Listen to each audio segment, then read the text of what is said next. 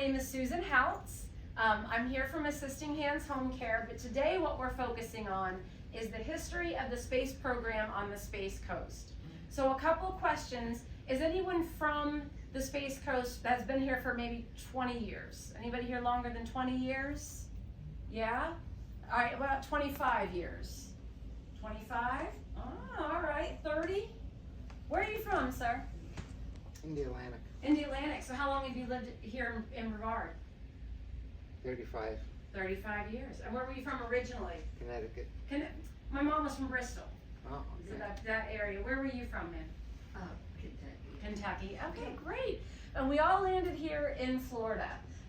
What I first wanted to talk about why they picked this area for the space program. Does anybody know? Without reading up there, anybody? The ocean. Well, number one, you think the ocean, right? Because we're plagued by hurricanes, right? So you think why put that here? But this, just to give you a zoom out, this is our Brevard County. I don't know if you, I love looking at that view because we don't think about it being that, you know, and where are we? We're like here. We're a teeny little spot. It reminds us how little we are, right? And does anybody know for our first prize, and the prizes, you can either have, this is how clever I am, a Milky Way, because the theme is space, or a starburst. Oh. I know, right? So how long is Brevard County? Do you know how long it is from tip to tail? How many miles is that? 78. 78 miles from tip to tail. You get my first prize.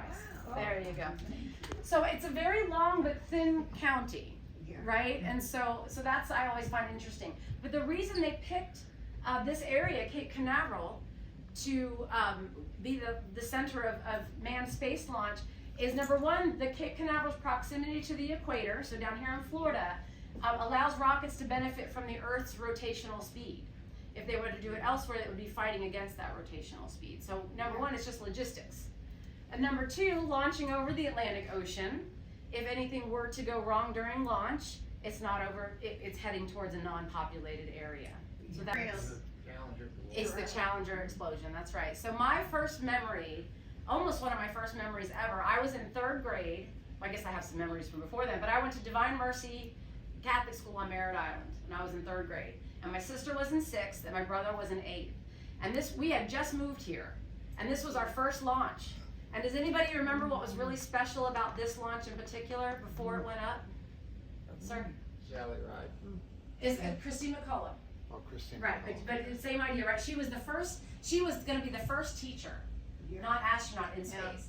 So being here in Florida, this was a big deal, right? And so being in school, they really promoted this launch as this first teacher. So they took all the kids out of school and sat us down and put us in front of the television, and they have the launch, and this unfortunately happened, right? So the Challenger explosion. Well, my brother, sister, and I had no idea this isn't what it was supposed to look like.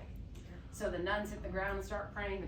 The kids who were more aware and their parents worked at the Space Center started crying. We had no idea what was going on, and it was obviously tragic for us here. So that has been an indelible mark on me in terms of my childhood.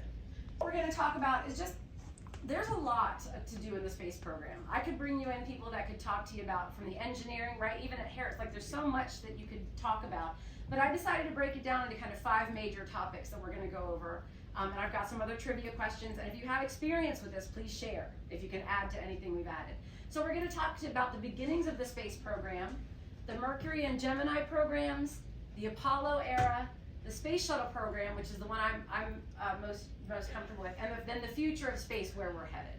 And so that's what started. Yep, it was so the first person to space, 1961. Yuri Gagarin. That guy, yes. Yuri, Yep. So in response to that, President Kennedy challenged our nation to achieving the goal before this decade is out to land a man on the moon and return him safely to Earth. Now, do you remember when that happened? That we put the man on the moon? 1969. So I thought that was interesting. July 19th. The 19th, yep, 1969. So we landed them on the moon and returned them safely. So again, just a view of Cape Canaveral. So the way it started is Cape Canaveral served first as a military rocket test site in 1950. Is that right? I keep looking to make sure I'm getting all this right. Okay. And was the initial launch site for NASA rockets. So again, kind of jutted out here. Has anybody been up there to that lately, to that Cape Canaveral area? Have you? Yeah. Question for the prize. What does NASA stand for? National Aeronautics and Space Administration. That's it, National Aeronautic and Space Administration. You like one? It was the top one. There you go. That's my weakness too. There you go. Excellent. Okay. So that's always a fun game. So I thought this. Does anybody know what this logo, what the nickname of this logo is? So this is the logo that was established in 1959, and they call this the meatball. So what got us started is that on July 29th, 1958, President Eisenhower signed the National Aeronautics and Space Act specifically to provide for research into problems of flight with and with outside of the Earth's atmosphere. So this is actually Eisenhower commissioned Dr. Keith Glennon Wright as the first administrator for NASA, and Dr. Hugh Dryden as the deputy administrator. So that's where it all began, right? So now we're going to move into the Mercury and Gemini programs. So again, you can't do the whole space program, right? So I know I might be missing some stuff, but this gives us a nice highlight. So Project Mercury was 1958 to 1963. Those were America's first astronauts. And it was the first suborbital flight. And then we go into Project Gemini, 61 to 66. That's when we started spacewalking. And we started learning how to dock out in space to other ships out there. Yeah. So this is what the ballistic capsule looks like for Project Mercury. So here's this, would anybody get strapped into that right now? Right? Like how, just reminds us how brave these folks had to be to get stuck in here. And that's what they had, and they were being shot into space. So I thought that was pretty incredible. Just to kind of give us that sense of claustrophobia there. More prizes. Who can name us the original 7 astronauts? John Glenn. John Glenn's one of them. Do you know which one he is? No, that's right. That's okay. John Glenn. Ed White, Ed White. Grissom, Grissom. Yes, Shepard. Alan Shepard. Yeah. There's 4. Interesting, right? I'm gonna come. Do you want to? White and Grissom aren't here anymore. No, they're not. Because what happened to Mr. Grissom? Died. Thank you. Is that okay? They died in the fire. They died in the He fire. died in the fire. We're going to talk about it a little bit later. That's right. The Ed White and Gus Grissom. that's right. And who was the third one? I don't know, but we'll get there. Yep, for sure. So again, just to kind of, it's a reminder that we were having this great success with humans going into space, and then it was during a test. They were still on the launch pad. It was during a test on the launch pad, and they died. So you know, it really, there's a couple things like the Challenger. It just is a reminder not to get too comfortable, right, in anything we do. So left to right, Wally Schirra, Deke Slayton, John Glenn, Scott Carpenter. Then we have Alan Shepard, Gus Grissom, and Gordon Cooper. So those were your first 7 astronauts. So the Freedom 7 mission, and that's what it was called, the Freedom 7. And do you know why he named it Freedom 7? 7 astronauts. There were 7 astronauts, that's right, after the original 7 astronauts. So that first launch, that first flight lasted 15 minutes and 28 seconds. So that, I mean, again, to get in that rocket and to do that, and then he'll later make it to the moon on our Apollo 14. Mercury, now this is the Gemini era, which is the next big kind of chunk of exercises. So that went from 65 to 66. This mission was to primarily test equipment and mission procedures, and then train astronauts and ground crews for future Apollo missions to the moon. Because remember, I don't know if anybody remembers, we're going to talk about, start thinking about this, where were you during the moon landing? I'm going to ask if you remember. So start thinking about that, because I want to hear an answer if you have it. Okay, so this is now the Project Apollo. And that went from 1961 to 1972. So these are probably the ones that are getting a little more clear for us. None of us were born yet in 1961. So Our kids were. do you like that? That was pretty good. So these are all the different Apollo badges, which are really cool. So the 2 main things we'll talk about in Project Apollo is the first moon landing and the development of Kennedy Space Center, which again is near and dear to my heart. The goals of the Apollo program was to establish a technology to meet other national interests in space, carrying out the program of scientific exploration on the moon, achieving preeminence in space for the United States, because this is when things started warming up, right? Other people started, I think Russia's launched some people, like that was that space race. beyond the moon, people were starting to get out there more often and develop human capability to work in the lunar environment, because again, they really wanted to spend some time on the moon. Before we get to the moon landing, however, there was this is the Apollo 1 tragedy. So this is where, in 1967, tragedy struck on the launch pad of Cape Kennedy during a pre-flight test for Apollo. The mission was to be the first crewed flight. So this was Apollo 1, the first time they were going to go, and was scheduled to launch on February 21st. There was a fire that went through. They couldn't get the hatch open. So Virgil Grissom, Edward White, and Roger Chaffee lost their lives when the fire went through. We're very small on purpose, because again, just to show you why we're not going through every mission, right? But Apollo 7 was the first crewed mission of the Apollo program. Apollo 8, 9, 10, there's 11, we're gonna talk about that. And then all the way through Apollo 17, which took place December 1972. The lunar module lands at 4:17 p.m., only 30 seconds of fuel remained. So they had to get that sucker landed, because they almost ran out of fuel. Armstrong radios Houston, Tranquility Base here, the Eagle has landed. So that's why we say that a lot. Mission control erupts in celebration as the tension breaks, and a controller tells the crew, you got a bunch of guys about to turn blue. We're breathing again, right? Because all of this work, all of that work to this moment, and they were almost out of fuel, because there was a specific, they had to navigate, they had to do some of it blind, because they had to navigate around rocks. They were kind of headed where they had it landed, scheduled, they were going to be landing on rocks, and it would have been unsteady, and they wouldn't have been able to take back off. So in the last minute, he adjusted, went manual, and found a flat place to land so that they could launch back off. So again, human ingenuity. So yeah, Armstrong will later confirm that the landing was his biggest concern. The unknowns are rampant. They didn't know exactly where they were going to land. They're doing this. Think about the technology they were using to do these calculations. We all have it on our phone now. You know, they didn't have these back then, right? I like hearing the input.